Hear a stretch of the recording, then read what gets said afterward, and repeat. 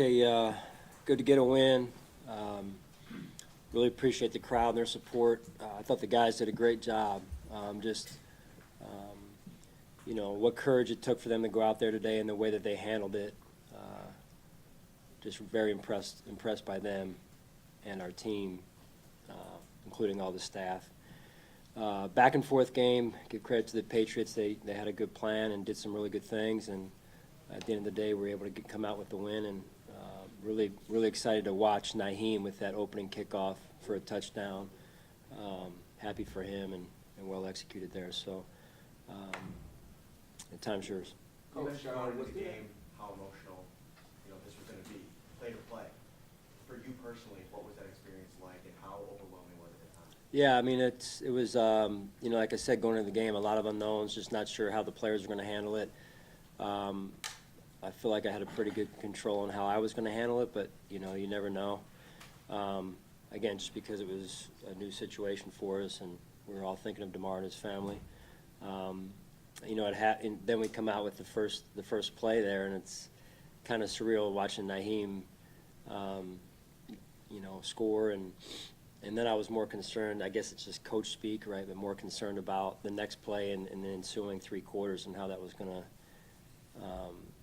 be handled there. So, but again, our guys came in at halftime, made the adjustments they needed to make, and then we went When the organization came up with the term "One Buffalo," do you think that the way that the community and the team has rallied together this season, do you think that's exactly what they had in mind when they came up with that term? I don't know. I think that I came up without my help. So, but I do believe that is unique in this with this team and in this city, right? In terms of One Buffalo and the synchronization, if you will, of the team, as well as the Sabres and the other professional sports teams that we have here and the fans. It's very unique that way. Josh called that kickoff in that play. We were watching up in the press box, and we saw the camera and a tight shot of your face. You looked stunned. You almost had no expression. What was going through your mind? Yeah, I to be honest with you, you as a coach, I guess, as a head coach, you think about the coin toss and what you're going to do and all that stuff in the days leading up to the game, and then obviously they won the coin toss, and to be honest with you, I thought before in the days leading up to the game, wouldn't it be special if we could take that opening kickoff? And then when it happened, I was just like,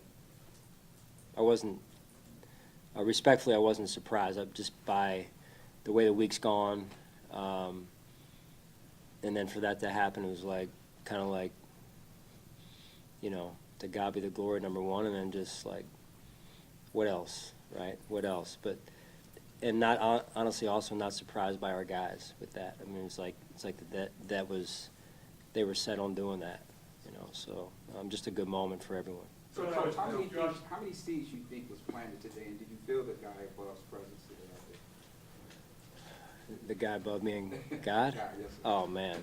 Yeah, I mean, I mentioned that the other day, and, that's why I'm here.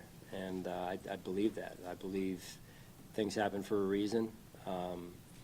Like I said the other day, I'm a man of faith, and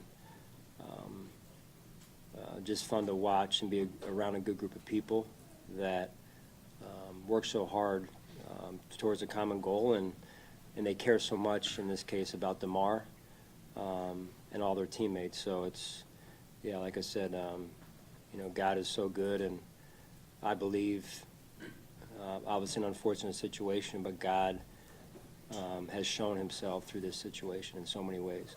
Coach, just in the last year, this community's gone through a racist mass shooting on the state of Village, horrible blizzard, turned out to be very deadly. Right. Talk with fans here who say they turn to the Bills to lift them up when times are tough. Yeah.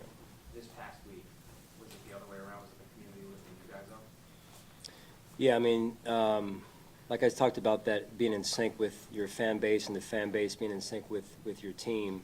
I think that's real here in Buffalo, and we lift each other up. That's what we do, and we need them like they need us, and we feel strongly about that. And I think when the players feel that is really when it goes to another level, that intimate connection from the fans to the players and the players to the fans.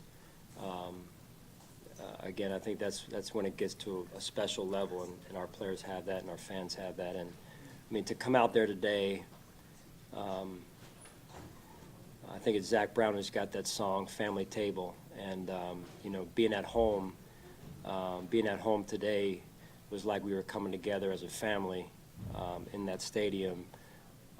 And they supported us, and hopefully we gave them a couple things to cheer about also. Could a win, even a Super Bowl win, top this? Right now, honestly, I appreciate where you're going with that, but focused on one game at a time right now. Players said DeMar was on the phone with you guys post-game, broke Yeah. down the team. How Yeah. was that like? Yeah, it was great. You know, the power of technology anymore, that you can, you know, FaceTime a guy and they can see him, and he can see us, and for him to break down the team, I thought was pretty cool also, and you know, we can't wait to see him. Sean, Sean, how did you? when did you guys know for sure that DeMar was going to be able to watch the game today? Well, I'll just speak for myself, Catherine. I knew, I had texted with him last night, and he texted me this morning and said he would be watching and locked into it. So for me, that was confirmation, my first confirmation. But I guess I kind of, just based on his progress, I kind of figured he'd be able to watch it. Sean, how did you think that Bean did stepping into the lineup under those circumstances? Yeah, I thought he did some really good things. You know, his rapport with Jordan back there looked like they were working pretty well in tandem and communicating and everything. So, you know, just overall, big picture-wise, I thought he did some really good things out there. Sean, you said you It looked were like on thinking TV about that John Brown gave the ball like cover touchdown to Denny. Did you see that or hear about that? I heard about it. Yeah, I didn't see it. But again, you talk about the people quotient, and we've got good people, and our players are guys that do things the right way. And for that to be on John's mind, I mean, I don't know John's numbers over the last year and a half, just overall in terms of what passes he's caught, what touchdowns he's caught. But for him to make that play, number one, I mean, this is a guy that hasn't played in a number of weeks, and that was a difficult play to make, and he made it. And then to have the wherewithal to go to the sideline 15 seconds later and hand the ball to the trainer, I think says a lot about who he is. Sean, you said you were thinking about it in the week leading up.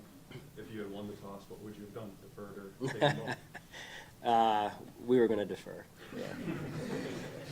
Sean, I probably shouldn't say that to you guys. But Sean, any thoughts before the week of, I know it's a playoff week, so it's tough, Yeah. any thoughts of maybe getting back down to Cincinnati and seeing DeMar next Thursday?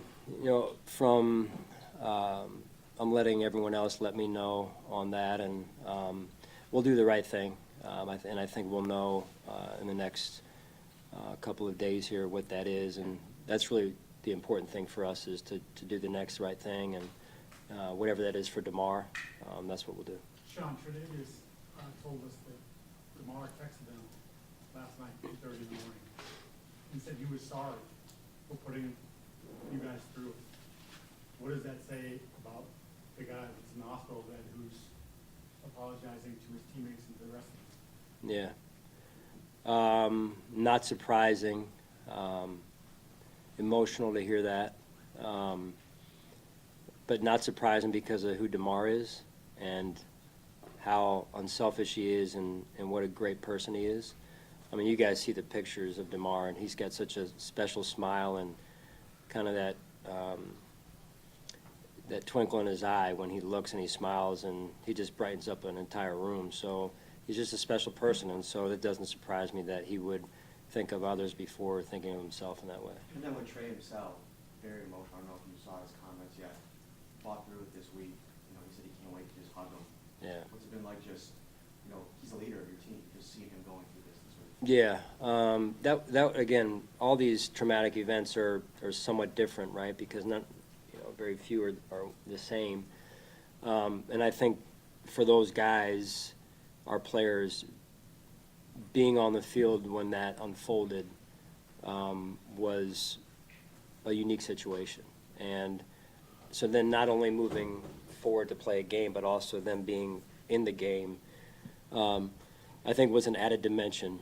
And I should go back to the other comment or question about DeMar. Like, DeMar should in no way, shape, or form feel bad or apologize for him putting his teammates through this. I think we would all agree that God's hand is in this and has been in it from the first moment. And I think, and I should say this, when you watch how at times divided we can be as a country and a world, I think the thing we all recognized this week was when people can put love first and people first and come together, how powerful this country and this world can be for the good, and the amount of love that people can have for one another. And maybe it took a sporting event for that to happen, but I think that's a great example to all of us, and we should continue with that moving forward. Coach, I was deferred, but shortly before the game, just minutes before kickoff, which you would have deferred, DeMar tweeted out a photo to everyone. I know the team's been able to see it, but are you aware that? So just to show you, so he put this photo out, so the world has been able to see this. And you see him having the courage to share that. What goes through your mind? Man, you guys are really good, I'll tell you what, man. Showing me pictures now. Yeah. I see that's his mom, and I can't tell, is that his dad on the other side? Yeah.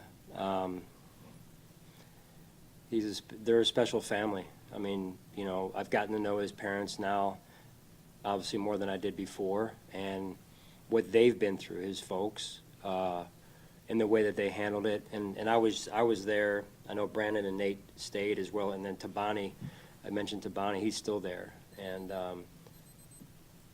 so, I guess my time's up. And so, to watch parents, and I have children myself, nobody wants to go through that. And to see how strong they were was impressive, extremely impressive, and they love their son. We support them as well. Coach, did you say anything different to players last night to get them to relax so they could sleep? Or just... Yeah, I just tried to keep it honestly. It's probably my shortest night before talk with them was just, you know, have the proper focus that we need to have and just take it one play at a time and do your job. Nothing less, nothing more. I think the tendency possibly would have been to, I got to do this, I got to do that. And so I just wanted them to settle in and just do their job, knowing that would be enough. I know you don't really like to use the word "I" that much. You like to talk about a team because it's Right. about that. But what did you learn about yourself as a leader as a head coach after this last week and after getting this win today? I think more than anything, again, just sometimes there's no script for things, and you know, you prepare to be a head coach, and you've got to learning from Andy Reid. You've got a big notebook, and that acts as your playbook at times, at least through the first maybe year or so. But when you get to situations like this, I really believe that God was showing us the way, and I think that you know, minute to minute is the right way to go about it. So honestly, it's probably not the answer you're looking for, but that's how I honestly feel about it. Like, you know, you got to trust your gut and then ask God for the wisdom to move this team and lead this team in the right direction. Coach, to see, you know, you were talking about the type of person that DeMar Hamlin is, right? To see kind of that curtain get peeled back and have the rest of the world see the type of person through his charitable work or, you know, whatever that may be. It's so easy for athletes to just be seen on a surface level and nothing further than that. What does that mean to you to be able to have the rest of the world see the type of person DeMar Hamlin is? Yeah. I'm sure I speak for every coach out there that would want the same thing in a, you know, obviously under good circumstances, under better circumstances and situation, for people to really see the true character of these athletes, all of them. Because they're real people, and they have real feelings, and they have real lives behind them and families. So I think some of the, as good as you guys are, and some of the things that you put together to document some of the athletes' lives behind and off the competitive field and out of the competitive arena it helps with that, and I think they deserve that. All right, thanks, guys.